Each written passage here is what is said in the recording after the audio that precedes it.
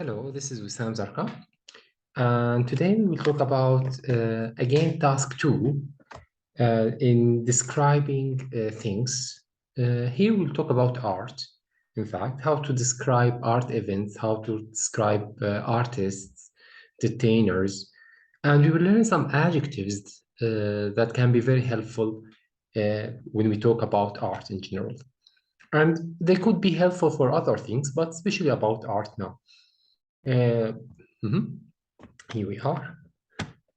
So I've already talked about task 1, task 2, and task 3. Uh, I will talk about task 2 again now, but just different topics. Before it was describing places, I guess, when we talked about task 2. And now, no, art. I've already talked about these tips, and all this focus on the last tip, which is organize and link your ideas and sentences appropriately. Talking clearly at normal speed and using a wide range of structures and vocabulary. Okay. So here in this unit, this is the 4th unit of the book. The book's name is Masterclass, IELTS Masterclass. Here there is some listening where we have to listen and we have to guess which listening is for what photo. We will not do the listening now, but it's a very good practice in real lessons to listen and learn some vocab and learn some expressions, in fact, how you start your sentences when you want to describe an event. For, for example, of these expressions you should learn, my favorite blah, blah, blah was, my favorite was, I've decided to talk about, I've decided to talk about. I remember one. There are a lot that I've enjoyed, but the best one was. So here, for example, when we talk about art, my favorite was the Titanic, for example. And you say why you like it. I've decided to talk about, let's say, Hatem Ali, which is a Syrian director, famous Syrian director, and you say why. I remember one book I read that was great, and you talk about it. There are a lot that I've enjoyed, but the best one was, for example, if I'm talking about plays, I can mention a play, for example, one of Shakespeare's plays.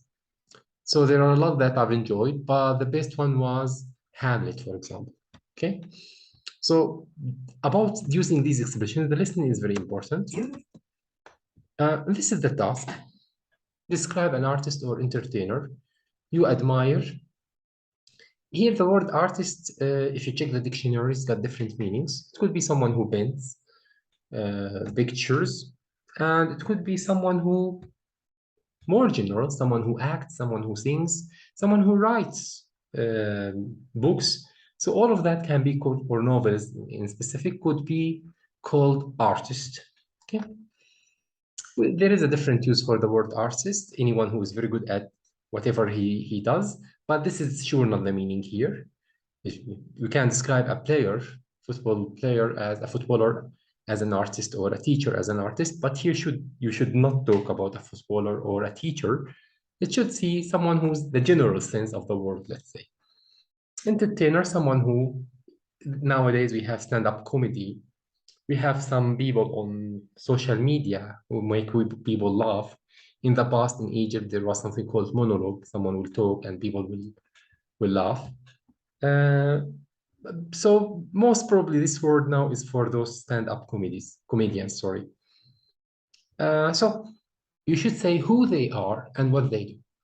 So is he an actor, for example, or she? How they became successful. We should describe how they became successful. Maybe there is a specific movie they acted in, or TV series, or an accident that made them famous, whatever. How you found out about them from TV, from social media, from a friend, and explain why you admire them. So why you are talking about this person, not another one. This is important. This is more personal now about you and this person. What's different? Always when you talk about feelings or such things, they come in the end, usually, when you want to describe anything. So this is task 2. Usually in an IELTS exam, they give you a piece of paper with this box. You have to read it for 1 minute. You have 2 minutes to think about it. Sorry. You have 1 minute to think about it and 2 minutes to speak about it, usually 1 to 2 minutes. Not less, not more. Both of them are problematics. We should not be so limited in our vocabulary or ideas that we can't speak for 1 minute. This is bad. And also, if we can't organize our ideas in a good way so that we can express everything in less than 2 minutes, again, this is a problem. Let's now come to the important part today, which is learning some vocab that can be helpful in such with such tasks. You say, I think. Let's talk about the vocab first, then we read. Overrated, and the opposite is, I guess, underrated. This is here, yeah. Overrated. If someone you think that is very famous, or she's very famous, but you don't think they deserve it. They are not that good. It could be also about places, a hotel, a restaurant. People say it's great. You read the reviews. You go there, it's normal. Not that, like, that's not 5-star or something. If you that 2-star evaluation is enough for it, for example. So overrated. You say, for example, this actor was overrated. I don't think he's that talented. Now, repetitive, it's also a negative adjective, something that is not new, the same, let's say. I can say this picture is repetitive. I've seen many pictures like a house in the forest. They look all the same. I don't think this is really beautiful. So you can say it this way. We have the word pretentious. Again, this is a negative adjective. From the verb pretend, when you pretend something that you are not. The same for art can be pretentious. You see some pictures, fine art, a lot of colors, but you don't feel that they mean anything, but they're worth $1 million sometimes. You don't know why. You feel just it's pretentious. It's not really art. So now groundbreaking is a positive adjective, in fact. It's something that brings a lot of change, or a lot of people like it in a very short time, we can describe it as a groundbreaking. Her new album is groundbreaking. Everyone liked it. Whatever. Let's read it now. Or maybe, let me not do them. Just maybe you can just focus and try to just stop the screen and try to get the right answers. Let me just explain the adjectives now. Hilarious. If something is hilarious, it's very funny. It makes you cry, maybe out of laughter. Sorry, not because you are sad. Just think of Jim Carrey, for example. All his movies are hilarious. Tedious, very boring. These are extreme adjectives, in fact. So we don't say very hilarious, we don't say very tedious, we can say really hilarious, really tedious, because they are already extreme adjectives. They have the meaning of very. Underrated, we said the opposite of overrated, which means what? For example, someone you think he's very good and he should be very famous, but he's not. So you think it's underrated. Or a place, for example. You think this is a great restaurant. It's because the food is great, the service is amazing, but it is underrated. Not a lot of people like it, not that famous anyway. We have the word repetitive. We said repetitive, something that is repeated again and again. Awesome, like great, awesome. Appalling is shocking in a bad way. Disgusting, let's say. It makes you just shocked because it is terrible, very bad. The adjective unconventional, not a traditional, something unconventional, something somehow new, people not used to it. People are not used to it. So this is unconventional, untraditional. I said repetitive, repeat it again and again. Acclaimed, when you say acclaimed, it means praised by people, maybe by critics. So acclaimed, it's a positive adjective.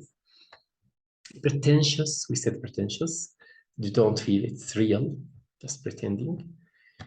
Here we have the adjective iconic. Icon, iconic, something quite unique. It's iconic. You don't feel that there is something similar to it. For example, when we talk about what? In the Arab world, when we talk about singers, we can talk about Firuz, for example, as an iconic person, or Sabah Fakhri, for example, one who doesn't have someone similar to him or her. As actors, we have examples, but I don't like to give examples of actors. Many of them don't have moral stand, let's say, when it comes to humanitarian issues, unfortunately. Singers, not an exception to, anyway. Sad. Hillary who says very funny. Thought-provoking. Thought-provoking, it makes you think, so it is something good. Like a novel you read, and it really makes you think in a completely different way. Sometimes a piece of art, whatever. It could be just a picture that touches something inside you and makes you think in a completely different way. We said unconventional, untraditional. Again, appalling, shocking in a bad way, disgusting. Iconic, we say it's great and quite unique, nothing similar to it. Tedious, boring, we said. Awesome, great. Tedious, we said not just boring, very boring. Sensational, it could be positive, it could be negative, sensational. At some time, all European films, American films were too sensational. You don't feel there is a story, just they are touching your senses some way or another. The clothes and the relationships, what is sensational in a bad way. Sensational could be also something positive if touches good feelings like the music, the light, whatever, the visual effects in a nice way. It could be positive, it could be negative anyway. Iconic, we said, positive adjective. Overrated, again, this is negative adjective. He shouldn't be, or it shouldn't be that famous because it's not that good. Acclaimed, it's the opposite. Something that is praised. People say good things about him or her and like it. Okay, these are the adjectives. If you try to put them to put them in the right place, to choose the right one, I mean, that would be helpful. You just look for keywords to help you. For example, I think some famous works of art are overrated or repetitive. We can never answer if you don't continue reading. But that isn't the case here. The artist's use of light and shade in this composition was different from anything that had come before. So since it was different, and we say but, so the answer here is what? Repetitive, but it's not repetitive. It should be. So this is how it can help you. It was truly pretentious or groundbreaking. Here we should just decide, is it positive adjective or negative adjective? So I'm talking in a positive way about it, so I should choose the positive adjective, which is groundbreaking. It was truly groundbreaking. So this is an example. I guess if you just read the others, check the things you don't know, you can answer, and that would be good practice for the adjectives. Okay, and what's more important than learning these adjectives is using them.